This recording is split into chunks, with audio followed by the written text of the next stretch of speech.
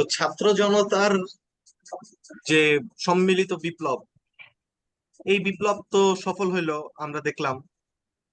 কিন্তু এখন বিপ্লব পরবর্তী আসলে আমাদের কার্যক্রমটা কি?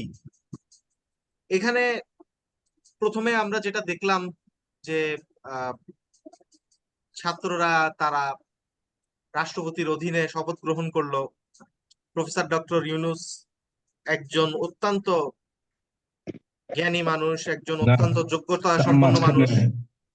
মাঝখানে দুইটা ঘটনা তুমি মিস করছো। এক হচ্ছে ইউনূস সাহেব আসার আগে দেশে কিন্তু প্রতি রাতে বিভিন্ন ধরনের হুম রাত হুম হুম হুম চলতেছিল। হুম হুম। কোন এটা রাত আমি আমি লাইলাতুল আমি র, ওইটা কোন রাত ওইটা লাইলাতুল আমি ডাকাত, আমি ওটা কোন বলে রাত যাচ্ছি। লাইলাতুল গুজব। কথা সত্য, এটা হচ্ছে। তো যেটা আসলে ইমিডিয়েট আমরা দেখলাম প্রথমে শেখ হাসিনার ক্ষমতা থেকে পদত্যাগের পর পর ছাত্র জনতার একটা বিজয় উল্লাস, এবং বিজয় উল্লাসের বাস্তিল সাথে সাথে দুর্গের যেটা পতন। আমরা দেখলাম বাস্তিল যে দুর্গের বেশ পতন। মজার ঘটনা, সেটা হচ্ছে যে একদম পুরা গনিমতের মাল লুট করার মতো তারা গণভবনের ভিতরে এমন ভাবে ঢুকে গেল। আসলে এটা শিখছে আমার কাছে মনে হয় যে শ্রীলঙ্কার যে বিপ্লব সেখান থেকে, শ্রীলঙ্কার থেকে নাইলে শ্রীলঙ্কার রাইট। থেকে এইটা তাদের ব্রেনে আসার কথা না যে সরকার হ্যাঁ, পতন করলেই। কারণ সরকার তো এর আগেও সামরিক কুর মাধ্যমে বা যেভাবেই হোক পতন হইছে। একটা সরকার পতন হইলেই যে সরকারি বাসভবনে ঢুকে লুট করা যায় বা সরকারি বাসভবনে ঢুকে জিনিসপত্র সব মানে সবকিছুকে গনিমতের আর মাল বিবেচনা করা যায়, এইটা কিন্তু সাধারণত আমরা শুধুমাত্র ওইভাবে দেখি গণভবন না, নাই মানে কখনো। লীগের লীগের যত চিহ্ন আছে, লীগের যা চিহ্ন আছে এমন যে কোনো বাসা, যে কোনো হম হম অফিস হম। আল্লাহ নামে বাদ রাখে নাই। তো এইটা হচ্ছে যে হ্যাঁ, প্রথম একটা ইমিডিয়েট ঘটনা হিসেবে আমরা দেখছি যে অনেকে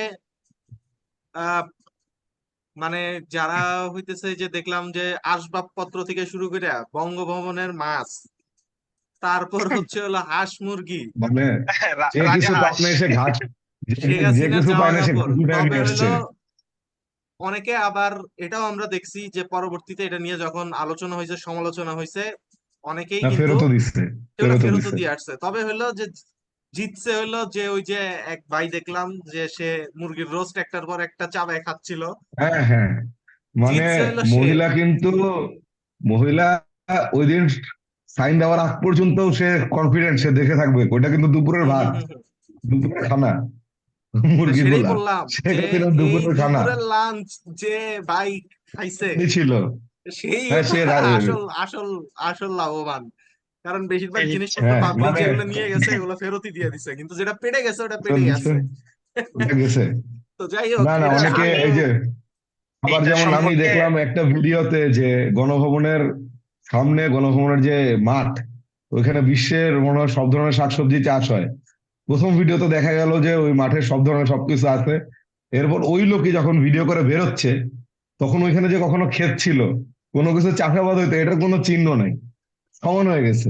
তবে এইটাও চিন্তা করতে হবে, এটা আসলে দীর্ঘ 16 বছর জনতার যে একটা ক্ষোভ, এটারই সেইটার একটা কিন্তু একটা বহিঃপ্রকাশ। বড় বহিঃপ্রকাশ।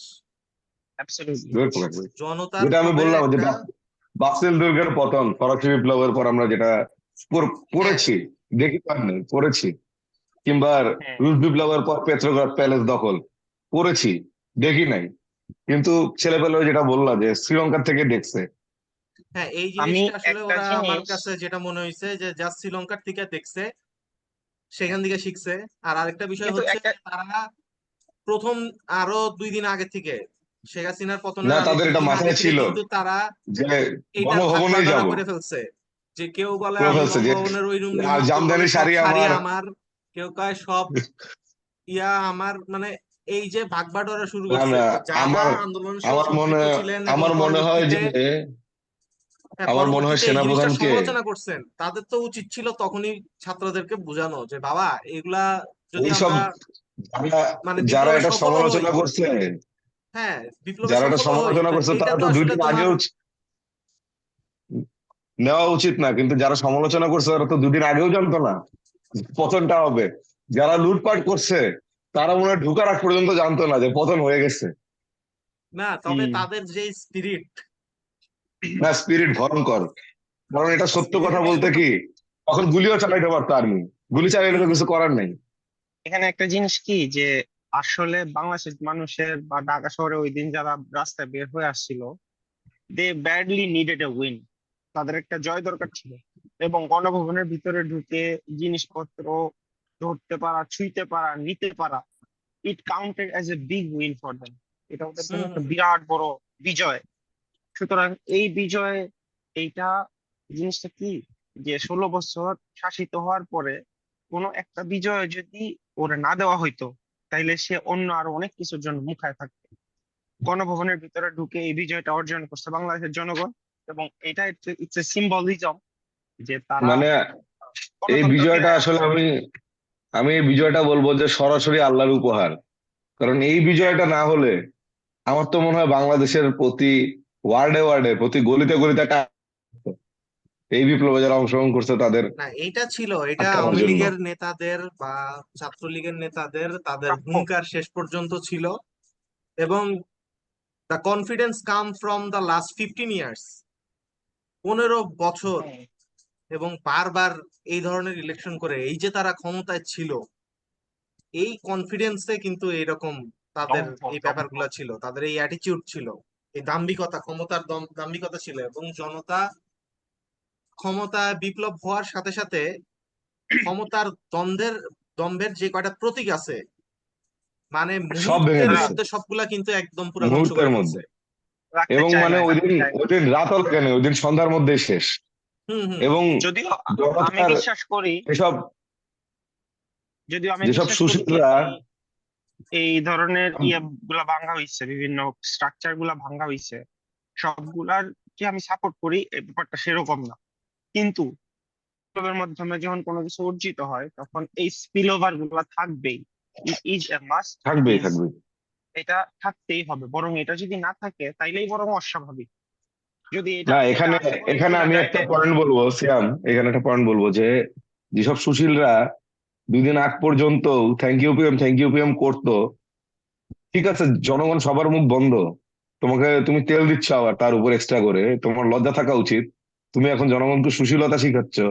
আমি তো বলবো জনগণ আরো ম্যাচিউরড, তারা ক্ষমতার অনেক। দম্ভ আছে এমন কোন স্থাপনা বাদে এখন পর্যন্ত খুব কমই এমন রিপোর্ট আসছে, আছে না এমন না, খুব কমই রিপোর্ট আসছে যে সাধারণ মানুষের ঘর বাড়ি, সাধারণ লুটপাট করছে, নষ্ট করছে, ডাকাতি করছে। না, এগুলা আমি এটা পার্সোনালি এগুলা দেখছি, যারা যেটা করছে। সেই টাইমে যে আমার একদম বাসার অপোজিটে আওয়ামী লীগের অফিস। তো তারা এসে যেটা করছে যে আওয়ামী লীগের অফিসটাই ভাঙছে, ওইখানে আগুন দিছে, কিন্তু আশেপাশের আর কোনো ইনফ্রাস্ট্রাকচারের তারা আর কোনো ক্ষতি করে নাই।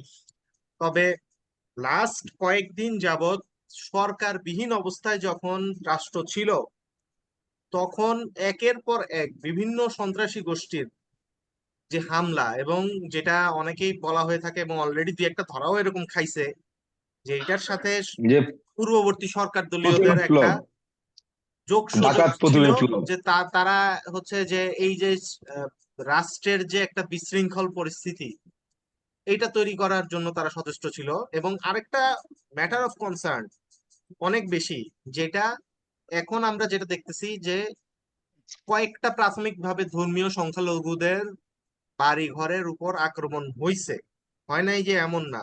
তবে একটা বিষয় যে মোস্ট অফ দ্য কেসেস দেখা গেছে যে তারা সামহাও ক্ষমতাসীন দলের সাথে কোনোভাবে রিলেটেড। এইটা যেমন ছিল কোনোভাবে রিলেটেড। যে দেখা এবং গেছে যে এখন মন্দিরে আওয়ামী লীগের কয়েকটা এলাকায় হামলার আওয়ামী কেসে লীগের পাওয়া নেতা গেছে যারা যে ছিল, আওয়ামী লীগের লোকজনই মন্দিরে হামলা হ্যাঁ, করছে। না না, হ্যাঁ, এরকম একটা একটা যেমন বিষয় এরকম ছিল যে আওয়ামী লীগের সকল লোকজনের বাড়িঘর বা যত নেতা টেতা ছিল তাদের বাড়িঘরের উপরেই হামলা হয়েছে। এখন তার মধ্যে হয়তো একজন হিন্দু নেতা ছিল আওয়ামী লীগের, এখন সেটাকে কোট করে বলতেছে যে সংখ্যালঘুর বাড়ির উপর আক্রমণ হয়েছে। কিন্তু আসলে সে কিন্তু এক্স্যাক্টলি। আওয়ামী লীগের কোনো একটা হিন্দু মানে নেতা বা সামহাউ কোনো একটা বড় বেনিফিশিয়ারি, বা এলাকায় সে সরকারের নামে একটা প্রভাব চালাইতো, এই ধরনের ব্যাপার রাইট। ছিল। আর এই সত্যিকার জিনিসটা অর্থেও আমার, কিছু সাধারণ হিন্দুর উপরে, কিছু সাধারণ সংখ্যালঘুর উপরে আক্রমণ হয়েছে, এবং এইটা অবশ্যই উদ্দেশ্য সেটাই প্রণোদিত। সেটাই। এবং এবং এইটা রাইট, করার আজকে পিছনে মূল কারণ ছিল যে ফেসবুকে একটা এটা দেখানো যে কথা, বাংলাদেশ রাষ্ট্রের ভিতরে একটা অস্থিতিশীল পরিস্থিতি তৈরি হয়েছে সরকার পতনের সাথে সাথে। এবং একটা জিনিস খুবই দুঃখের, যে অনেকের মধ্যে এই ধরনের একটা ইন্টেনশন দেখা গেছে যে তারা চাচ্ছে এই দেশের ভিতরে এখন বহিঃশক্তি আক্রমণ করুক, আক্রমণ করুক। পার্শ্ববর্তী দেশ এবং আক্রমণ করুক, বহিঃশক্তি আসলে ভাষণের নাম পার্শ্ববর্তী নিতে দেশের লজ্জা নাই এখন আর। পার্শ্ববর্তী পার্শ্ববর্তী দেশ ভারত দেশের আক্রমণ করুক। ভারত সৈন্য এই দেশে ঢুকুক, এইটা তারা সামহাউ চাচ্ছে এবং ওই রকম চায়। সিচুয়েশন চায়। ক্রিয়েট করার চেষ্টা করতেছে এবং রাইট। ওইভাবে মার্কেটিং করতেছে, প্রচারণা করতেছে। আমরা পরবর্তীতে যেমন দেখছি যে ওয়েস্ট বেঙ্গলের পুলিশ থেকে পর্যন্ত না, এইটা এখানে তারা এখানে স্টেটমেন্ট একটা দিছে পয়েন্ট রেজ যে করবো। সংবাদপত্রকে আরো দায়িত্বশীলতার সাথে ওদের দেশের মিডিয়াকে সংবাদ পরিবেশন করার জন্য, কারণ আন্দাজে এখানে গুজব এখানে ছড়াইয়া এখানে তাদের তুমি দেশের মানুষকে ওয়েস্ট খেপায় তো লাভ নাই।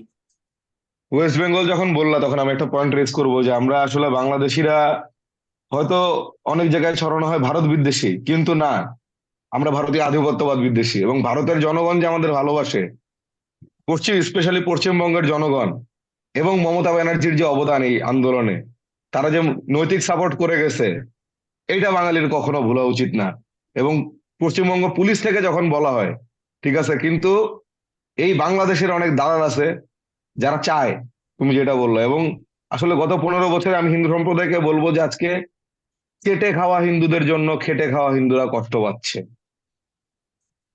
আর সবার শেষে আমার মনে হয় যে অনেকের মধ্যে যে বাংলাদেশটা যে তার নিজের দেশ, এই ওনারশিপটা ফিল করার অভাব আছে।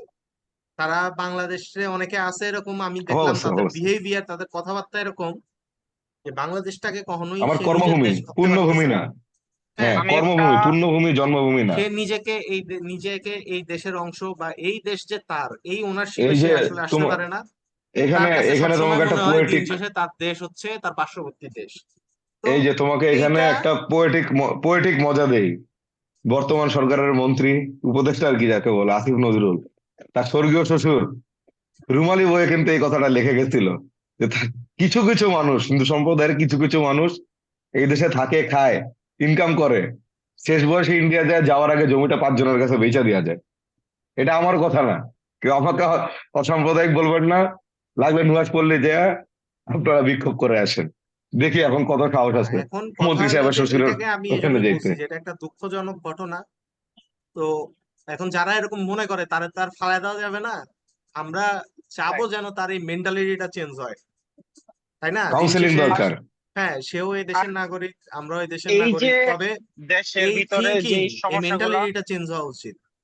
রাইট, এই দেশের ভিতরে যে সমস্যাগুলো এই মুহূর্তে সৃষ্টি করা হচ্ছে, সেগুলো উদ্দেশ্য প্রণোদিত হোক বা যেভাবেই হোক, আমি একটা জিনিসে খুবই সারপ্রাইজ, সেটা হচ্ছে যে যে ধরনের ম্যাচিউরিটি বাংলাদেশের মানুষ শো করতেছে।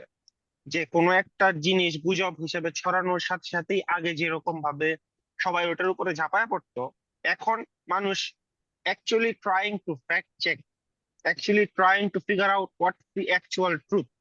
এই জিনিসটা বাংলাদেশের মানুষের মধ্যে আগে যেরকম ছিল না, এখন যেহেতু জেন জি একটা স্ট্রিম লাইনে পলিটিক্সে ঢুকছে, I think it's going to be a better, it's going to be an improvement for Bangladesh as a nation. যে আমরা একটা ফ্যাক্ট চেকিং নেশন হব, আমরা দেখবো যে অ্যাকচুয়ালি ট্রুথটা কি। অ্যাকচুয়ালি যেদিন চলে আসছে, ওই দিন আমার ওয়াইফ এখানে আমেরিকায়, তার ঘুম হয় না রাত্রেবেলা, যে হায় হায় লাইলাতুল র। চলে আসছে, লাইলাতুল র। তো আমি বললাম যে তোমার কাছে কি মনে হয়, 16 বছর ধরে আওয়ামী লীগ এই দেশে শাসন করলো, 16 বছর ধরে সেনাবাহিনী সেনাবাহিনী সেনাবাহিনী এবং ছাত্রলীগ এবং পুলিশ সবাই ইউজ করে, তারা থাকতে পারলো না, এক রাতের মধ্যে 2-3 ঘন্টার মধ্যে এসে বাংলাদেশ দখল করে ফেললো? এই প্রশ্নটা তুমি নিজেকে করছো একবারও?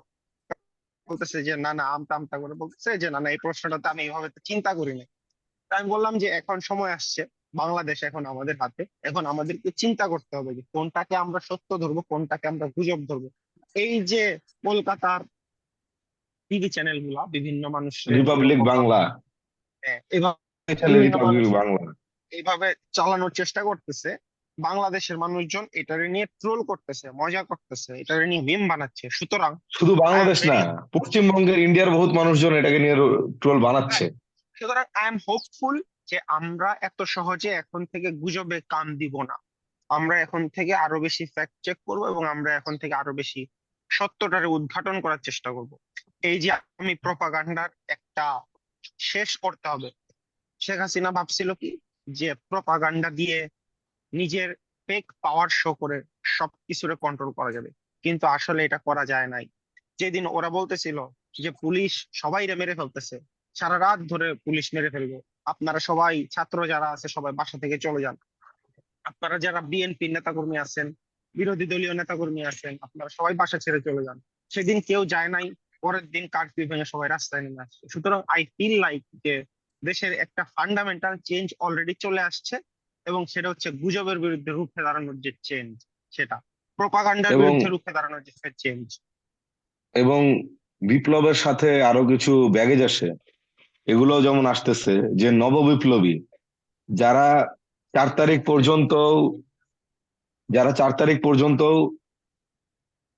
সরকারের পক্ষে পোস্ট দিত, ইভেন আজরাইল দেখেও কালেমা পড়ে নাই, তারা এখন কোথা থেকে ঠিক আছে এই ছবি দিচ্ছে, ইউনূস সাহেবের সাথে ছবি দিচ্ছে, নববিপ্লবীর প্রবল আগমন। হ্যাঁ, আমি একটা জিনিসে বিশ্বাস করি, সেটা হচ্ছে আল্লাহ রসুল সাল্লাল্লাহু আলাইহি সাল্লামের ওফাতের পরে আল্লাহ রসুল ইমিডিয়েট পর পরও কিন্তু মুনাফিক ছিল।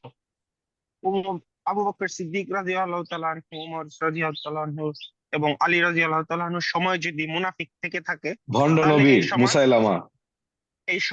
আরো বেশি মুনাফিক থাকবে। সুতরাং মুনাফিকরা বন্ধু, এটা হচ্ছে সমাজের একটা পার্ট, তাদেরকে নিয়ে আমাদের চলতে হবে, কিন্তু আমাদেরকে তাদের উদ্দেশ্যগুলা খুব প্রপারলি খেয়াল করতে হবে, তাদের ডিরেকশন, তারা কি নিয়ে কথা বলতেছে এবং কোন দিকে, মানে ওরা কিন্তু দুইটা ভালো কথা বলে যে আমরা এই বিপ্লব চেয়েছিলাম, কিন্তু আমরা এই জিনিসটা চাই নাই, আমরা চাই নাই যে এত বেশি আহ এখন তো নো নো বিএনপি নো জামাত এইরকম যারা পোস্ট করতেছে, তারা অ্যাকচুয়ালি কি চাইছিল সেটা আমরা বুঝতে পারি। হ্যাঁ, তারা সুশীলদের কিন্তু সুশীলতার মুখোশ খুলে পড়েছে। এটা থাকবেই, কিন্তু আমরা এখন সংখ্যাগরিষ্ঠ। আমি এটা আই ক্যান সে প্রাউডলি যে আমরা হচ্ছি এই দেশের এখন সংখ্যাগরিষ্ঠ। সুতরাং আলহামদুলিল্লাহ, আমাদের হাতে পাওয়ার আশা মানে হচ্ছে কি, আমাদের হাতে পাওয়ার আশা মানে হচ্ছে এই দেশের একটা ভালো ডিরেকশনের দিকে যাবে। This is what I feel like. এবং ছাত্র সমাজ, এটা নিয়ে হয়তো মানে শামস, আদিব, তোমরা কথা বলবা, বাট আমার কাছে একটা জিনিস মনে হয় যে এই যে দুইটা নতুন ইয়াং ব্লাড যারা সরকারের আহ যোগ দিল, যাদেরকে সরকারের উপদেষ্টা বানানো হইলো, আমি আসলে এই জিনিসটা সম্পর্কে কি কিরকম ফিল করব আমি জানি না, but I think it's a good practice in theory, but এটার মধ্যে অনেকগুলা ফাঁকফোকর আছে। এই ছোট ছোট ছেলেগুলা তারা আন্দোলন করছে সেটা এক জিনিস, বাট অ্যাডমিনিস্ট্রেটিভ সিস্টেমের ভিতরে তারা কিরকম পারফর্ম করবে সেটা সম্পর্কে যদি শামস, সাদিব, তোমরা কিছু বলতা, এই আসিফ আর নাহিদ, এই দুইজন। না আসলে আসিফ নাহিদ না, পুরো প্রশাসন সম্পর্কেই আসলে আমাদের আলোচনা করা দরকার। তো সঞ্চালক সাহেব শুরু করেন আলোচনার। নতুন প্রশাসন ডক্টর মোহাম্মদ ইউনূসের আন্ডারে কিরকম চান, কিরকম করছে বলেন। নতুন প্রশাসন প্রথম যেভাবে আসলে শুরু করলো, এখানে নিয়ে আমার একটু টেকনিক্যাল ব্যাপার নিয়ে আহ, বলার আছে। সেটা হচ্ছে যে একটা বিপ্লবী সরকার আসলে কিভাবে শুরু করে। এখন আমরা যদি আমাদের দেশে তো এর আগে এই ধরনের বিপ্লব কোনদিন কখনো হয় নাই। হয় নাই। সিমিলার টাইপের যেটা একটাকে আপনি বিপ্লব বলতে পারেন 71-এর, রাশিয়ান বিপ্লব। সেটা ছিল হইলো মুক্তিযুদ্ধের সময়, সেটাও একটা বিপ্লব। তারপর আমরা সেটাকে বিবেচনা করব। আরো কিছু যেগুলা বিপ্লব আছে সেগুলা হচ্ছে বেশিরভাগই সামরিক coup। তো প্রথমে আমরা যেটার সাথে সবচেয়ে বেশি পরিচিত, সামরিক অভ্যুত্থান। সামরিক অভ্যুত্থান গুলাকে যদি আমরা পর্যালোচনা করি, তাহলে সামরিক অভ্যুত্থান গুলো আসলে কিভাবে হয় যে সেনা প্রধান বা সেনাবাহিনীর কোনো অংশ আগে রাষ্ট্রপতিকে, অর্থাৎ মেইন সেন্টারে গিয়া আক্রমণ করে, রাষ্ট্রপতিকে ক্ষমতা পদত্যাগে বাধ্য করায়। এরপর তারা বেরিয়ে আসে সে তারা অমৃত বাণী, নিজেরা, মেরে হ্যাঁ, আজিজ হামওয়াতনো। হুম হুম, ক্ষমতা দখল তারা, করার পর বের হয়ে আসে সে আইয়ুব খানের লিখিত অমোঘ অমোঘ বাণী, মেরে হ্যাঁ, আজিজ হামওয়াতনো। আমার প্রিয় দেশবাসী, দেশের অবস্থা আজ খারাপ, মার্শাল ল জারি করা তো সেটাই হয়েছে। তো। সেনাবাহিনী যখন ক্ষমতা টেক ওভার করে তখন কি যুক্তিতে করে যে ভাই দেশ ভালো চলতেছে না, তোমরা সিভিল প্রশাসন, তোমরা রাজনীতিবিদরা দেশ ভালো চালাইতে পারতেছো না। তো তারা সেই কথা বলে রাষ্ট্রপতিকে ক্ষমতা পদত্যাগে বাধ্য করায় এবং তারা তাদের মনোনীত একজনকে তারা রাষ্ট্রপতি ঘোষণা করে, বা তাদের মধ্যে থেকে কেউ একজন সেলফ প্রোক্লেমড প্রেসিডেন্ট হয়ে যায়। এবং হওয়ার পরে তারা যে কাজটা করে সেটা কি করে, সংবিধান পোস্টপোন্ড করে। সংবিধান পোস্টপোন্ড করে তারপর তারা তাদের মতো দেশ পরিচালনা করতে থাকে অর্ডিন্যান্সের ভিত্তিতে, প্রেসিডেন্টের অধ্যাদেশ, প্রেসিডেন্টের জারিকৃত অর্ডার, এইসবের ভিত্তিতে রাষ্ট্র পরিচালনা করতে করতে থাকে। আর এরপরে যখন তারা একটা টাইম শাসন করে, তারপরে কিন্তু তাদেরকে গণতান্ত্রিক প্রক্রিয়ায় ফেরত যাইতে হয়, ইলেকশন দিতে হুম হয়। ইলেকশন দেওয়ার পরে যেই পার্টি ক্ষমতায় যায়, তো তখন সে যেটা করে যে তার যে অর্ডিন্যান্স গুলো জারি করা হয়েছিল সেগুলাকে সংসদে পাশ করায় নেয়। কারণ রাষ্ট্রপতি অর্ডিন্যান্স জারি করলে বা কোনো একটা অর্ডার জারি করলে সেটা একটা নির্দিষ্ট টাইমের মধ্যে পার্লামেন্টে পাশ করায় আনতে হয়, না হলে কিন্তু ওই অর্ডিন্যান্স ওই অর্ডারও কিন্তু আর বৈধ থাকে না। প্রেসিডেন্টের হুকুম ইমিডিয়েটলি পালন করা হয়, কিন্তু সেটাকে পার্লামেন্টে পরবর্তীতে কিন্তু পাঠানো হয় পার্লামেন্ট থেকে পাশ করে আনার জন্য। তো একইভাবে যেটা সিমিলারলি যেটা বলছি, যে 71 সালের ঘটনা যেটা, সেটা কিন্তু আমাদের অলরেডি একটা ইলেকশন হয়ে গেছিল, এবং ঐতিহাসিকভাবে যেটা সত্য যে আওয়ামী লীগ তখন জনগণের ম্যান্ডেটেই সরাসরি ভোটের মাধ্যমে সংখ্যাগরিষ্ঠ দল ছিল, যেহেতু মৌলানা Abdul Hamid Khan ভাসানীর party 70-এর election boycott করছিল। তো Awami League was the only party যে কিনা বাংলাদেশের মানুষের একমাত্র রিপ্রেজেন্টেটর। সো তখন আওয়ামী লীগ সংখ্যাগরিষ্ঠতা পায়, এবং যখন তাদের হাতে ক্ষমতা দেওয়া হচ্ছিল না, তখন তারা তৎকালীন যেই সরকার সেই সরকারকে অস্বীকার করে তারা একটা রেভলিউশনের ডাক দেয়, যেখানে আমরা দেখতে পাই, এবং সেনাবাহিনী অর্থাৎ বাঙালি সেনাবাহিনীর যে সদস্যরা তারা সেই নির্বাচিত সরকারকে মেনে নিয়ে তারা স্বাধীনতার ঘোষণা দিয়ে দেয় এবং হুম শাসক গোষ্ঠীর প্রতি রিভল্ট করে, তাই না? রাইট যেটা আমরা দেখতে পাই।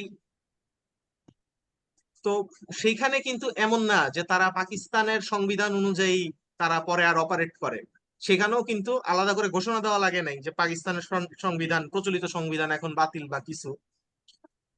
তো তখন তাদের ওই বিদ্রোহ করা মানেই কিন্তু অলরেডি তারা আর এক্সিস্টিং সংবিধানকে মানতেছে না। সরকারের বিরুদ্ধে বিদ্রোহ করা, সেটা তখন কিন্তু সে আর এক্সিস্টিং সংবিধানকে মানতেছে না, সেটাকে অলরেডি সে কিন্তু পোস্টপন্ড করে দিছে। আর রাষ্ট্রপতির জায়গায় নতুন রাষ্ট্রপতি বঙ্গবন্ধু শেখ মুজিবুর রহমানের নাম কিন্তু ঘোষণা করা হয়েছে। তো এইখানে হুম আইসা আমরা আসলে কি দেখলাম আমাদের এই 24 সালের রেভলিউশনে আমরা যেটা দেখলাম যে তারা সরকারকে চ্যালেঞ্জ করলো, এক দফা দাবি দিল, এক দফা দাবির পরে সরকার পতন হয়ে গেল।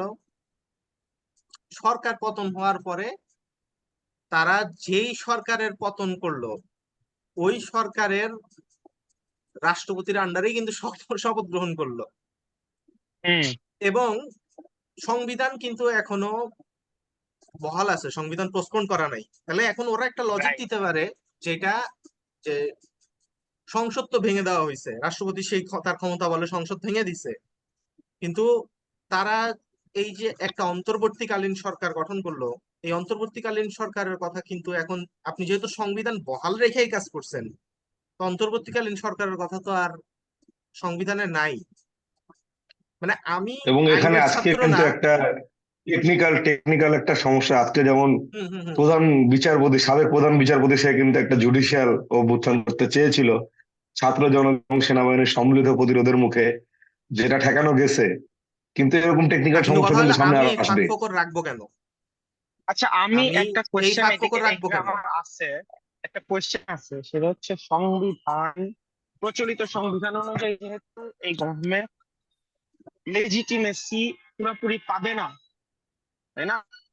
সুতরাং না, এখন এখন যেটা করতে পারতো সেটা হচ্ছে যে প্রথমত যদি তারা তত্ত্বাবধায়ক সরকার বানাইতো, এটাকে ইন্টার্ম গভর্নমেন্ট না বইলা তারা ইন্টার্ম গভর্নমেন্ট আমার ধারণা যে কারণে বলতেছে যে ইন্টারিম। তারা তত্ত্বাবধায়ক সরকারের যে 90 দিনের সময়সীমা আছে সেটা তারা মানতে যাচ্ছে না।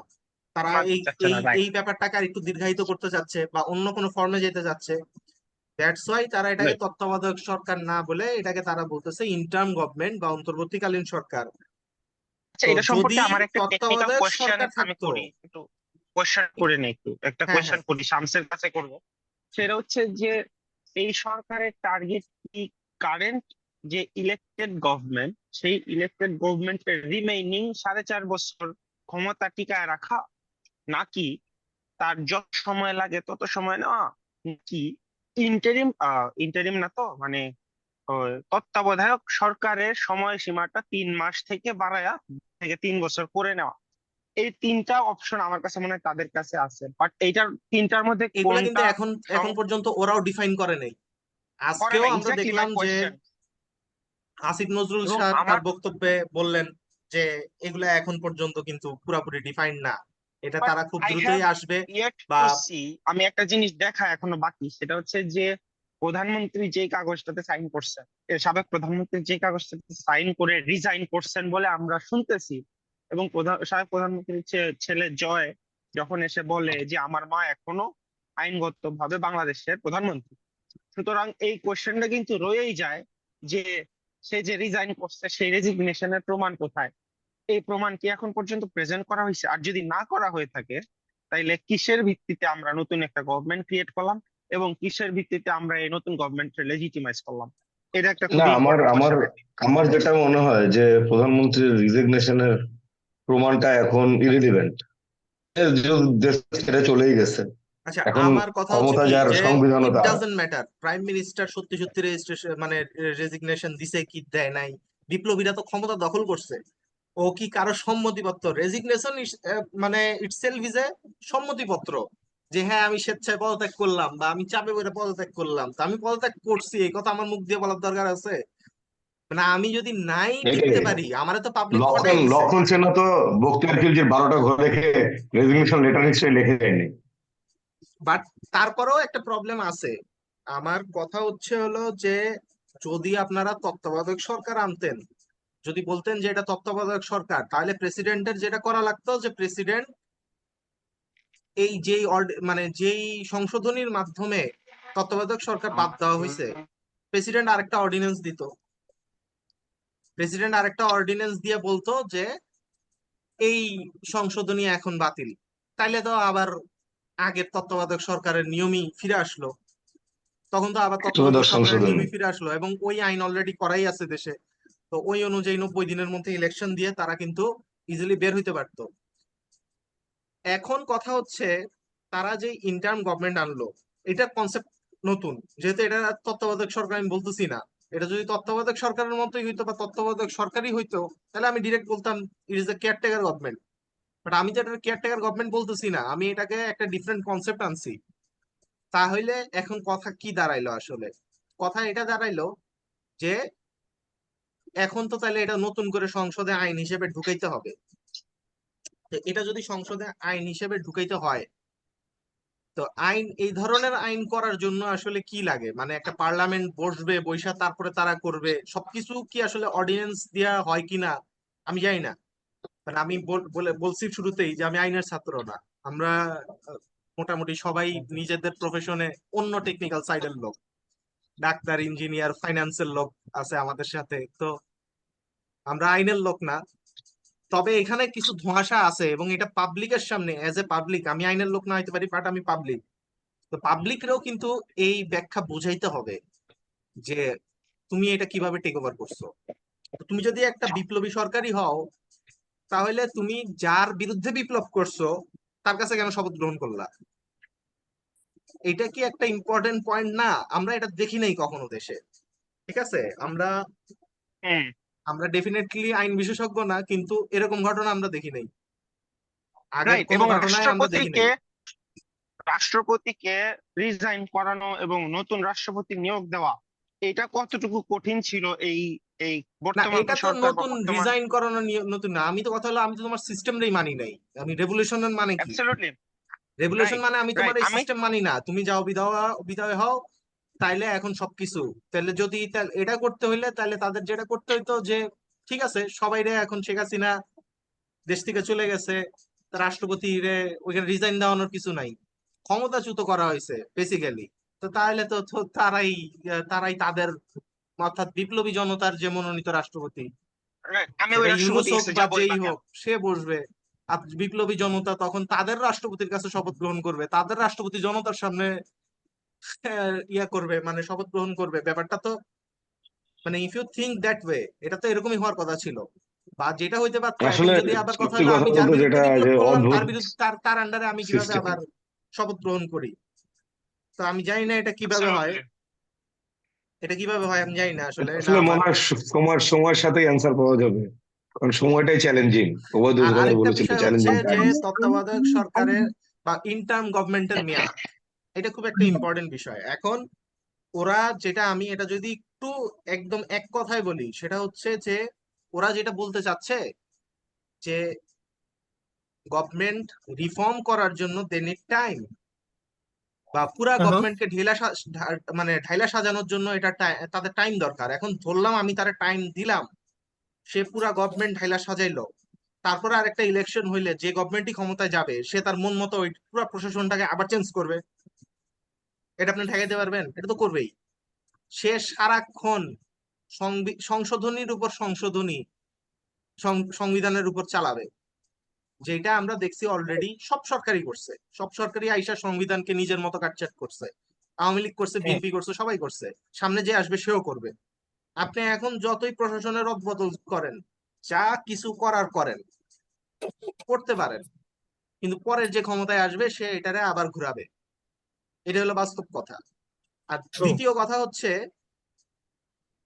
যেই কথা বলে আপনারা মানে মানে যেটা যুক্তি যে সবকিছুকে রিফর্ম করতে হবে, আমার কথা হলো আপনি রিফর্ম করেন, যতটুকু রিফর্ম না করলে বা যতটুকু প্রশাসনে রদবদল না করলে আপনি ফ্রি অ্যান্ড ফেয়ার ইলেকশন দিতে পারবেন না। ফ্রি অ্যান্ড ফেয়ার ইলেকশনের পথে যতটুকু বাধা সেটা আপনি দূর করেন, সেটার জন্য যতটুকু রিফর্ম করা লাগে, যতটুকু প্রশাসনের রদবদল করা লাগে সেটা করেন, for the sake of free right. And fair election. এখানে একটা কিন্তু ফান্ডামেন্টাল যদি কোয়েশ্চেন আপনি আছে। বলেন যে আমি পুরো দেশে এখন চেঞ্জ করে ফেলবো, এটা লং এখানে একটা প্রসেস। ফান্ডামেন্টাল কোয়েশ্চেন এবং আছে, এইভাবে আমি যদি এই কোয়েশ্চেনটা একই করতে যুক্তি পারি। কিন্তু 111 এর আমরা সরকার সময় দিছিল, যাচ্ছে এটা না। আপনাকে মনে রাখতে হবে। পাবলিক এখন আপনাদের সাথে আছে, পাবলিক আপনারা নতুন একটা বিপ্লব করছেন, নতুন চেঞ্জ করছেন। ক্ষমতা যখন চালাইতে যাবেন তখন অনেক কালি গায়ে লাগবে, ক্ষমতা খুব খারাপ জিনিস, আমার কথা অনেক কি কালি শোনা যায় গায়ে শান? লাগবে। পাবলিকের এই কথা কি শোনা সমর্থন, যায়? এই সম্মান ধরে হয়তো নাও রাখতে পারেন, তখন এরাই আবার আপনাদের পদত্যাগের দাবি করবে, এরাই আপনাদেরকে আবার টাইনা নেওয়া হবে। এবং আপনি যদি বিএনপির দেখেন, বিএনপি কে দেখেন, আজকে কত বছর তারা ক্ষমতার বাইরে, 15 বছর। এই মুহূর্তে তার ফিল্ডে একটা পাবলিক ম্যান্ডেট আছে। আপনি এখন বলতে পারেন যে পাবলিক আওয়ামী লীগ বিএনপি কে আর চায় না, এটাও ঠিক, কিন্তু ভোট দেওয়া ইজ এ ডিফারেন্ট থিং। যখন in case of putting the vote, আপনার তো আপনি বলতেছেন যে বিকল্প নাই, আমি তো দেখতেছি বিকল্প আছে, জুনায়েদ সাকি আছে, জামায়াতে ইসলামী আছে, তারপর বিকল্প ধারা কত কত পার্টি আছে, বাম ডান জাসদ বাসদের বলের শেষ নাই। কিন্তু পাবলিক কি এখন পর্যন্ত তাদেরকে এতগুলা বিকল্প তাদের হাতে থাকার পরেও অন্য কাউকে ভোট দিয়ে ক্ষমতায় আনছে?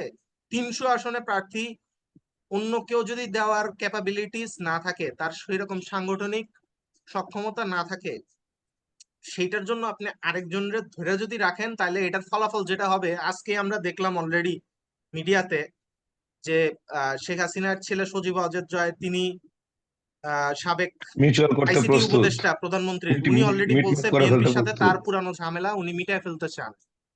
তো এবং সে আলটিমেটলি নিজের মুখে আওয়ামী লীগ বলছে যে BNP they are the Khaleda জিয়াকে বিগ এতদিন পলিটিক্যাল পার্টি, তারা জেলে যেটা রাখার করবে। দরকার হয় বিএনপি নাই। এখন ক্ষমতায় এতদিন পর্যন্ত যাইতে পারে নাই, এটা তার মাথায় আছে, সে যে কোনো মূল্যে ক্ষমতায় যাইতে চায়। এবং সামহাও সে ইলেকশনে দাঁড়াইলে, ফ্রি অ্যান্ড ফেয়ার ইলেকশন হইলে তার জেতার একটা সম্ভাবনা আছে। আমি বলতেছি না শতভাগ গ্যারেন্টি সেই জিতবে, কিন্তু কথা হলো যে তার জেতার না, সম্ভাবনা মানে আছে। অন্তত লুজ মেজরিটি হলেও পাবে সে। হ্যাঁ, তো এখন লুজ কথা হচ্ছে মেজরিটি যে হলেও পাবে। সে যদি একেবারেই দেখে যে আগামী অনেক বছরের মধ্যে তার আসলে ক্ষমতায় যাইতে পারার কোনো সম্ভাবনা নাই, আপনার এই ক্ষমতা ধরে রাখবেন। এবং আওয়ামী লীগ তো তাকে অলরেডি আহ্বান জানাচ্ছে তার সাথে মিউচুয়াল করার জন্য। টুডে অর টুমোরো সে কি করবে, তার আগের সমস্ত দুশ্মনী ভুলে গিয়া সে কিন্তু আওয়ামী লীগের সাথে আবার জোটবদ্ধ হবে। জোটবদ্ধ হয়ে এবং এবং 90-এ তাদের এই যেভাবে চরিত্র এরশাদ তো বিরোধী আমরা আগেও আন্দোলন জানি। হয়েছে, 90-এ যেভাবে এরশাদ বিরোধী আন্দোলন হয়েছে, আওয়ামী লীগ বিএনপি সহ সর্বদলীয় একটা জোট একসাথে, একই রকম বিপ্লব, একই রকম আন্দোলন। 1-2 বছর গেলেই তো মানুষের মাথা ঘুরে যাবে, এটা আপনার বুঝতে হবে। 1-2 বছর আপনি থাকতে যাচ্ছেন, 1-2 বছর এমন একটা টাইম, মানুষের ব্রেন ঘুরে যাবে। আপনারও অনেক সমস্যা বের হবে প্রশাসন চালাইতে গিয়া, আপনার গায়ে অনেক কাদা লাগবে, আপনার বিরুদ্ধে অভিযোগ বের হবে। কারণ আপনারা অলরেডি দেখেন যে এই যে রাস্তার মধ্যে ছাত্ররা এখন আইন শৃঙ্খলার দায়িত্ব, ট্রাফিকের দায়িত্ব পালন করতেছে, কাজটা প্রশংসনীয়। একদিন প্রশংসনীয় ছিল, 2 দিন ছিল, পাবলিক ব্যাপক এখন খাবার কিন্তু দাবার পানি অরাজকতার জুস একটা সৃষ্টি তাদের হাতে হচ্ছে। দিছে। এখন কিন্তু আস্তে আস্তে আবার পাবলিকের কথার ঘোর চেঞ্জ হইতেছে। আমি জাস্ট একটা প্র্যাকটিক্যাল কথা বলতেছি, কোনো থিওরিটিক্যাল কথা বলতেছি না, এজ এ পাবলিক বলতেছি। ঠিক আছে, এজ এ পাবলিক ইভেন আবার বলতেছি, মনে এমন করেন যে কোনো বুদ্ধিজীবী না আমরা। কিন্তু আমরা যেটা মনে এক্সপেরিয়েন্স করেন করতেছি জনগণের মধ্যে ডাকাত থেকে, ধরা আমরা সেটাই অভিযান, বলতেছি। এটা পাবলিক অলরেডি। ডাকাত ধরা অভিযান হুম। 1 সপ্তাহ 10 দিন চলতে পারে। আপনার সকালে কাজ করবেন, রাতে ডাকাত ধরবেন, এভাবে তো জীবন চলবে না। এটাই তো বললাম যে রাইট। কয়দিন আলটিমেটলি, ভলান্টিয়ারিং করবেন? আলটিমেটলি কিন্তু তাদের বিরুদ্ধেও এখন অনেকে অভিযোগ দেওয়া শুরু করতেছে। কালকে আপনারা সরকার যখন চালাইতে যাবেন, সবার এই মুহূর্তে ক্লিন ইমেজ, সবাই খুব পরিষ্কার। ক্ষমতা এমন জিনিস, সেখানে গিয়ে বসলে 10টা কালি এসে শরীরে লাগবে। এক জায়গায় আপনি কত জায়গায় একত্রে কন্ট্রোল করবেন, অনেক কিছু এবং ব্যর্থতার স্টুডেন্ট দায়ও নিতে হবে। তো তখন কিন্তু বা পাবলিক এখন স্টুডেন্ট যেভাবে সমর্থন দিতেছে, সামনে দিবে না, সামনে দিবে না। এবং আওয়ামী লীগ বিএনপি স্টুডেন্টদের সামলে আপনাদের ক্ষমতা দীর্ঘায়িত হইলে আওয়ামী লীগ বিএনপি একত্রে আপনাদের বিরুদ্ধে আন্দোলন করবে। আমি মানে যেটা এখন ফিল করতেছি, কারণ এখন থেকে বাতাস ওই রকম চলতেছে। সামনে দেখা যাবে এরা দুইজন শত্রুতা ভুলে গিয়ে এক হয়ে গেছে। এবং পলিটিক্যাল পার্টি গুলো আলটিমেটলি এরকমই করে, পলিটিশিয়ানরা এমনই, এটা আপনার, এই বাস্তবতা আপনার মানতে হবে। আসলে আমি এখন মনে করি যে সরকারের টপ প্রায়োরিটি যেটা হওয়া উচিত, অর্থনীতির গতি ফিরিয়ে আনা, কর্মসংস্থান করা, এটা করুক। আর পুরানো রিজিমের যেসব গোপন পাপ আছে, আয়নাঘর, ডিবি, এরকম আরো যদি বিভিন্ন উদ্ঘাটন করা লাগে, এই দুইটা করুক। আর সাথে সাথে গণতন্ত্রের পথে প্রত্যাবর্তনের জন্য যা যা দরকার হয়, এগুলো আমি মনে করি 3টাই টপ প্রায়োরিটি হওয়া উচিত।